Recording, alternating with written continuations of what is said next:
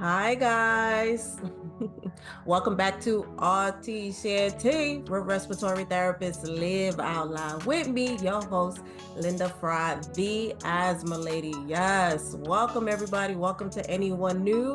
And this is the month of Women's History Month. So we are very, very happy to have a lineup of amazing guest co-hosts that are women. Yay!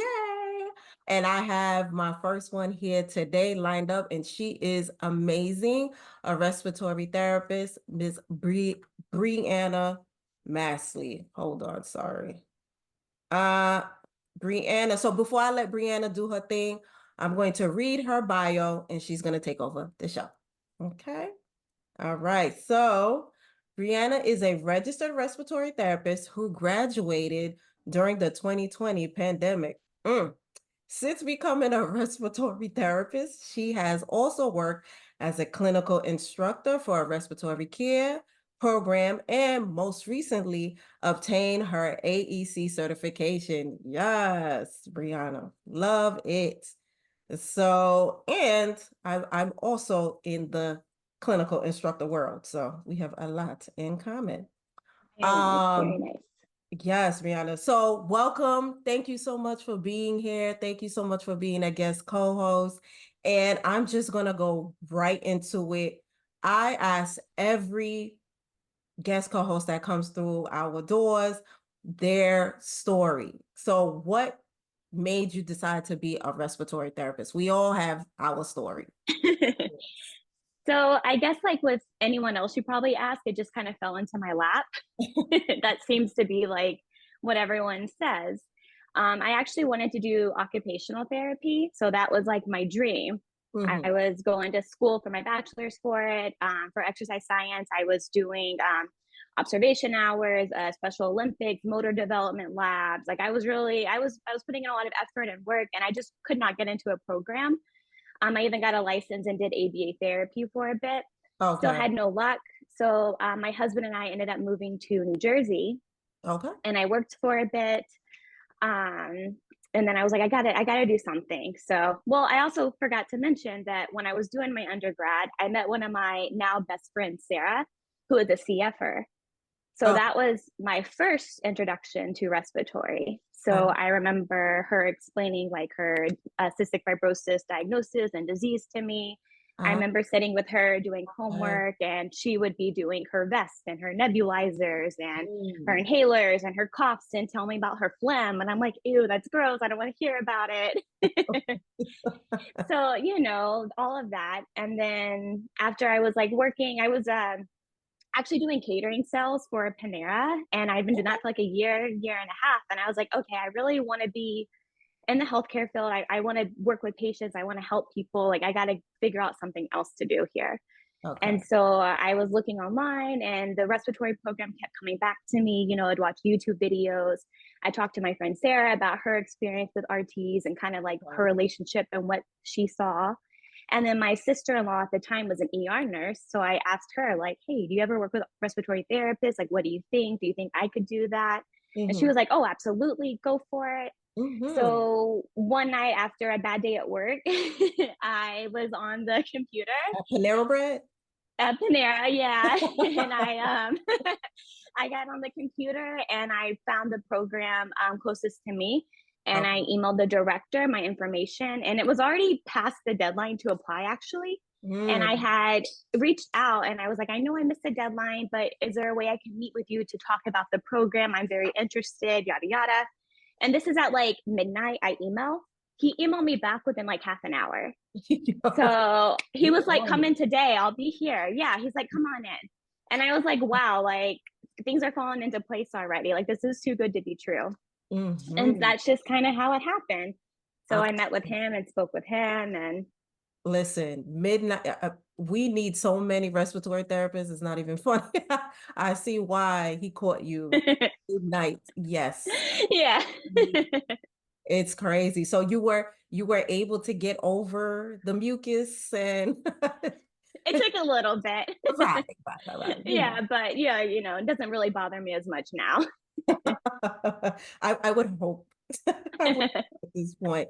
That's what I tell anyone, especially someone that is young and they don't know what to do and they like to help people. And they just have that good vibe about them. I'm like, listen, if you're not afraid of a little mucus, a little blood, you'll Yeah. over here. Like, you'll be fine. We'll take good care of you. You'll make your money.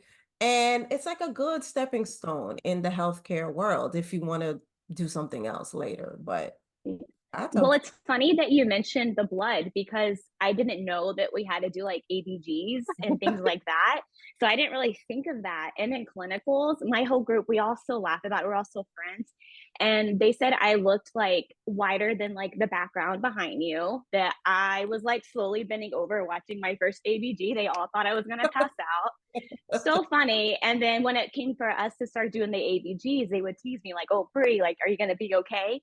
And I ended up being the first one to get it out of all of us. So, I was able to get over, but it got me at first. listen, that is so good. I mean, and yeah, folks just need to hear stuff like that. It's like, yeah, it's just it's you'll get it. You'll get it. Just be open. You'll be fine. But thank you for sharing that story. So let's segue to the AEC. So congratulations on Thank passing the you. Thanks. I AEC. know my Yeah, certificate like came in yesterday too, actually. nice. All right. See, everything's falling into place. They knew you Yeah. was going to be here with the asthma lady. Look at that. I'm telling you. So very happy to hear you are certified an asthma educator specialist. So can you share with our listeners, what inspired you to pursue this certification and how you believe it will impact your career path? So I already kind of knew about a year into working, I guess, that I didn't want to be bedside forever, which I guess most people have that feeling. So I Mhm. was already searching for like opportunities, like what can I do to incorporate like my background with my bachelor's degree and my respiratory, like what can I do? How can I still have patient interaction but not be bedside 24/7? Right. And then around that same time, we had a patient come in Mhm. who, early 20s, had a severe asthma exacerbation and was not treated for asthma by the ambulance. Um, and that patient is now vent and trach dependent. So Yeah. that was like, wow, that's a big opener. Like that's kind of what really pushed me to be like, okay, this is what I think I want to go into. Wow. Yeah, it's so, I mean, it's just so crazy because people sometimes just think like asthma's not a big deal. And it's like, yeah, I've It seen really is. it. Yeah. It's like, it's a big deal because it becomes a big deal when something happens, and that's the problem. And in a lot of communities, it's just like, oh yeah, it's just asthma. It's like, Yeah. no, don't play with that. Don't play. Yeah. That's why, um, yeah, that's why I advocate for people to do this type of work, and it's so necessary. So once again, congratulations and welcome to the club. Thank you. Okay, so walk us through your journey for preparing for the asthma educator certification exam. So what did you do? Do you have any tips or insights you gained during the process that you would like to share? Sorry, my dog has decided she Oh, wants to come and join me. So, it's fine. I have um, Bella the cat circulating around here somewhere, knocking over my stuff. It's fine. so The production. I kind of like thought about it, I guess, because I think I emailed you like a year ago Mhm. asking for advice, actually, because I Yes. saw all the work that you were doing. So you were also like a big inspiration to that. So thank you. And so I kind of always saw you up and doing your stuff. And I was like, wow, like she's always got something to say. Like there's a lot about this more than what you learn Mhm. about in respiratory school, right? Yes, yes. So I kind of contemplated it for a while. And then all of a sudden I'm like, okay, I'm ready to do it. I was finally there. So I took your advice and I did the AARC program. Okay. So they had like a CEU course. I did that. I think it's worth like 10 or 11 continuing education credits also. Okay. So So I you did became a that. member of the AARC and then you took Yes. the course. That's what you're saying? Yes. Yes. Got you. Okay, Yes. nice. Very smart, actually. Yes. Good use of your So Yeah, they had a lot of videos on there, like at PowerPoint presentations. I printed out all the PowerPoints. I had all my notes, and then I studied, made flashcards, watched a lot of YouTube videos. Okay. And even like YouTube videos from like nursing, giving like nursing students like medication advice just to kind of help remember things better and whatnot. To like pulmonologists, to other asthma instructors. So I tried to get a whole like group of resources basically. Right, And right. then I even bought like a Kindle version of an asthma prep course on Amazon. Good. Mm-hmm. So I did all of that. And then after I finished all of those and like read through everything and did all the practice tests, I spent, I guess, like 3 or 4 weeks trying. I had a lot of like personal stuff going on at the time, and we had been kind of like That's relocating. So I was like in the that's midst of nice. it. So it took me a little bit longer than I wanted, but I got it done. Yeah. Um, but yeah, so and then I paid for the practice tests, like the SAE on the NBRC, I believe it is. Okay. And then I did their free practice test and I was like, okay, I'm booking it. This is my day. I got to be ready. And then I just went for it. So, Yes. Okay. No, actually, that's the way you just described it is actually the way I advise people to do it because, take a prep course, study however works best for you, and then book the test. It's just yeah, like, and give yourself time. And then because yeah, you keep waiting, all that time passes. But I usually tell people, yeah, give yourself a few weeks, a month, 2 months, whatever, yeah, and go for it. But you have to set the time. And yeah, you don't forget it. It's not happening. It's not happening. exactly. Yeah, so and it's on your time. So I like how you just described it. It's on your time. And this is what taking over your career and just owning it is about. Just making a decision and then knowing how you learn and and then going for it. So Right. yes. Yeah. You got it. Um, I mean, so to you, would you say that a prep course is necessary? Like, what do you Say yes. Um, I think so. I'm just personally a nervous test taker. right? So I want that like validation and I want, you know what I mean? And it's a lot of money and time that you're investing to take the Right, test even. So it's like I don't want to waste my time and waste my money if I'm not really understanding it and able to pass it. right. So yes, definitely necessary. I was a little surprised like going into it. It's not heavily respiratory based because I No, was like, I, why does a physical therapist be able to take it? I'm like, I guess I could see a social worker, but I'm like, oh, this makes so much sense once I started the prep. yes, yes. So And I yeah, think that's what trips up a lot of people. So yes, like I know people from all across the healthcare discipline that take this exam and fail because they think they are taking it as a nurse. They are taking it as a physician. no, They are taking it as a PA. So they're yeah, not taking prep courses. They just take the exam.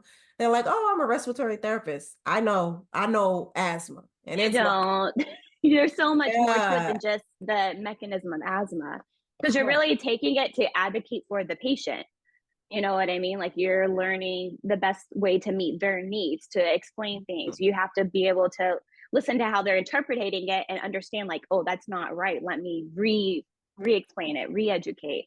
Like you're doing so much back and forth with just the patient that's not even about like the mechanism of the medication or the pathophysiology of the asthma anyways.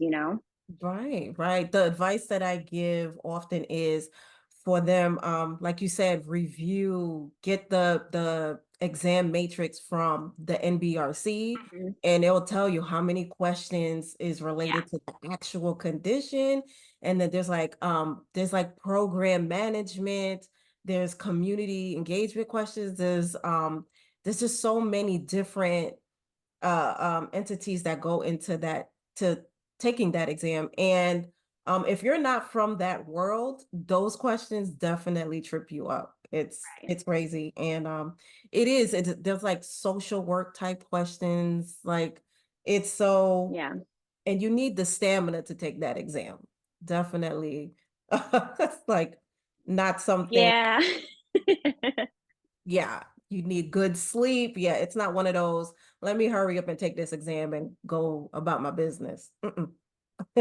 Not at all. But thank you for sharing your Exactly. insights. I really appreciate that. As somebody that just took it, I took it so many years ago. So it's refreshing to hear like how you Right. about it and your plans on what how you're going to move forward within your career. So with that being said, so what advice would you give to other respiratory therapists, especially women who are looking to take control of their careers and pursuing certifications or specialized training and anything else? It being Women's History Month and all. Right. Um, I mean, you just have to go for it. It's really, I don't think it's a man's world in this environment. You know what I mean? You have to go for it. My director of the program for the hospital I work at, she's a woman and she's a firecracker and she's always getting everything done and handled and takes care of us. You just have to figure out what is interesting and then just go for it. There's really no reason why you shouldn't. Go get it. That's what you're saying. Go Yes. get You it. just have to. I guess the one thing, I don't know if this is like controversial or not to say, but I Go. feel like women just like feel like they have to compete with other women. And you can't. You just have to let that go, even with just something so simple as, oh, like we're studying for the same test and we're doing the same program for it, but she finishes her test first or she takes the test first. Like just something so simple as that. You got to get out of your head. You can't do that. Like you just can't compare yourself, especially another woman against the woman. You can't. Gosh, I love that. And it's such a I always and one of the things that I say is I compete with yesterday's version of me. Like I'm Mm-hmm. not I can't be looking at the lady on the right, the lady on the left, and trying to compete with anybody else. It's just too much. And like you said, you made the decision on your own time, and you took the appropriate amount of time for you. You know what I'm Right. saying? And that is just what's working for your career. And Breanna, I tell you, you will get far based off that alone. I'm telling you, Thank you. you circle back to me. Circle back. Be like, the asthma lady said I would get far. That's Yeah, right. yeah. Because you really do have to just own it. Just own your career, make these decisions. And are there barriers in the healthcare world when it comes to career management? Yeah, there are, but as long as you are continuously willing to learn and you're like you said, you're just making intentional decisions, Mhm. you'll be fine. Right. You will be fine. Oh, this is great. So yeah, you hit it on the nose. I just try to find people to say it in their way, but yeah. Yeah. And that directs to myself because I'm guilty of that too, you know? So it's something I have to tell myself. And my husband tells me all the time, stop comparing yourself, stop doing it. Like I'm guilty of it too. It's so easy to do, you know? Yeah, there it's a distraction. It is. It's Yeah. distraction. And women, I don't know why. It's just it's a thing. And yeah, you just have to cut It's got those to not be. thoughts off like Yeah. immediately. Very good. Um, affirmations. Yeah, I get it, girl. So okay, Breanna, so here's your chance to plug away. What do you have going on? Where can we find you? What's your social media? What you got going on? Plug away. So I'm not currently like working with per se the AAC credential just yet. You know, I just got it. I'm looking for avenues. I'm trying to open up doors at work. So I'm trying to get something going with it. Okay. I will say that by my patient care, it's already helped elevate me and being able to communicate and educate my patients on their asthma and even makes me feel more comfortable speaking with the doctors about the asthma or the patient's asthma treatment plan. Okay. So, like, good for that. I'm working on that. Another thing, I just want to really try to start saying yes to things more, you know, putting myself out there.